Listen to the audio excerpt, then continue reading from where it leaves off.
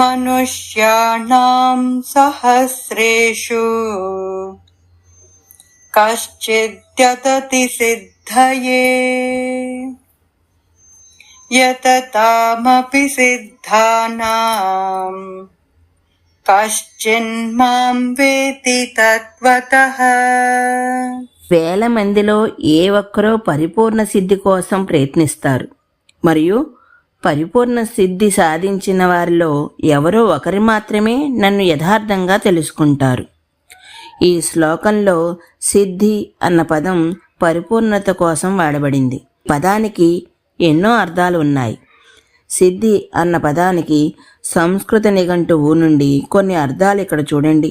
అలౌకికమైన శక్తులు సంపాదన, పనిలో సాఫల్యం, విజయం, నిపుణత, నెరవేర్చుట, ఏదైనా సమస్యకి పరిష్కారం, వంట లేదా ఏదైనా పని పూర్తి, స్వస్థత, లక్ష్యాన్ని చేరుకొనుట, పక్వమునకు వచ్చుట, అత్యున్నత సుఖము, మోక్షము, అసాధారణమైన నైపుణ్యం, పరిపూర్ణత. శ్రీకృష్ణుడు సిద్ధి అన్న పదాన్ని ఆధ్యాత్మికత, పరిపూర్ణత అన్న అర్థంలో వాడుతున్నాడు. ఇంకా అంటున్నాడు, అర్జున, అసంఖ్యాకమైన ఆత్మలలో అతి కొద్ది వాటికి మాత్రమే మానవ దేహం లభించింది. మానవ జన్మ పొందిన వారిలో కొద్దిమంది మాత్రమే పరిపూర్ణత కోసం ప్రయత్నిస్తారు. పరిపూర్ణత సాధించిన ఆత్మజీవులలో కూడాను నా సర్వశ్రేష్టమైన స్థాయిని మరియు దివ్య మహిమలను ఎరిగిన వారు చాలా అరుదు. ఆధ్యాత్మిక సాధనలో పరిపూర్ణత సాధించిన జీవులు ఎందుకు భగవంతుని గురించి యథార్థముగా తెలుసుకోలేరు? ఇది ఎందుకంటే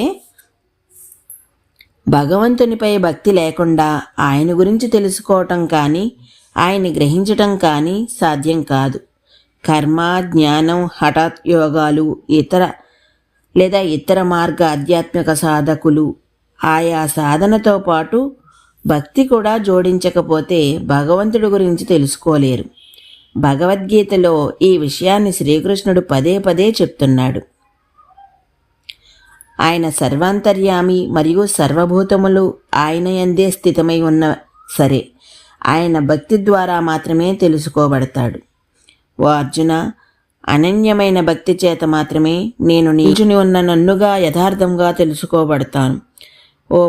ఓ పరంతప, అందువలన నా దివ్య దృష్టిని పొందిన పిదప నాతో ఏకీభవ స్థితిని పొందవచ్చు. కేవలం నా పట్ల ప్రేమ యుక్తాభక్తి చేత మాత్రమే యథార్థముగా నేను ఎవరో తెలుసుకోవచ్చును. నన్ను తెలుసుకున్న పిదప నా భక్తుడు నా సంపూర్ణ భావనలో లీనమగును. ఈ విధంగా భక్తిరహితంగా ఆధ్యాత్మిక పురోగతి కోసం పాటుపడేవారు భగవంతునిపై సిద్ధాంతపరమైన జ్ఞానానికే పరిమితం పొందుతారు. వారికి పరమసత్యం యొక్క వాస్తవిక అనుభవపూర్వక విజ్ఞానం లభించదు. ఈ రోజుకి ఎక్కడ ఆపుతున్నాను, మిగతాది రేపు చెప్తాను. అంతవరకు ధన్యవాదాలు.